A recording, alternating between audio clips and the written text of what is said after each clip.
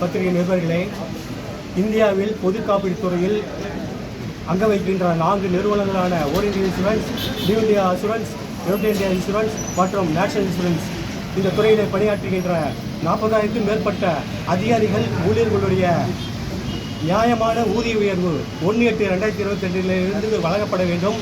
அதை கொடுக்காமல் அதை காலந்தாழ்த்து போகின்ற மத்திய அரசை கண்டித்தும் இந்த 4 நிறுவனங்களையும் ஒரே நிறுவனமாக பொது காப்பீட்டு துறையாக மாற்ற வேண்டும் என்ற கோரிக்கையையும், இதுவரை நிரப்பப்படாமல் இருக்கின்ற 4 நிறுவனங்களிலும் கிட்டத்தட்ட 30,000 அடிப்படை ஊழியர்களுடைய வேகன்சிஸ் இல்லாமல் இருக்கின்ற அந்த போக்கை கண்டித்தும், குடும்ப ஓய்வூதியம் அந்த 30% வழங்க வேண்டும். வங்கித்துறை மற்ற எல்ஐசியிலே வழங்கப்பட்டிருக்கிறது.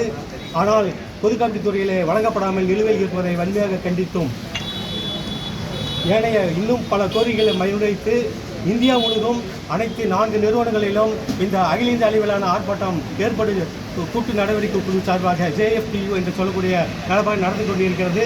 சேலம் மாவட்டத்தின் கிளைன் சார்பாக இந்த JFTU கூட்டுக்குழு சார்பாக அதிகாரிகள், ஊழியர்கள் மற்றும் ஏனைய சங்கங்களும் இணைந்து இந்த போராட்டத்தை நடத்தி கொண்டிருக்கின்றோம். அந்த கட்டமாக தொடர்ச்சியாக அகில இந்திய அளவிலே JFTU தலைமை கொடுக்கின்ற அறிவுறுத்தலின்படி ஒரு நாள்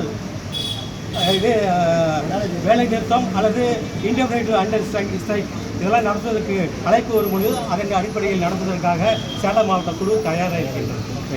சரசராம் ரவி மற்றும் ராமமூர்த்தி, வெங்கடேஷ், கருப்பையா, பழனிசாமி மற்ற ஏனைய அனைத்து அதிகாரிகள், ஊழியர் நலசங்க சார்பாக இந்த நிகழ்ச்சி ஏற்படுத்தப்பட்டது.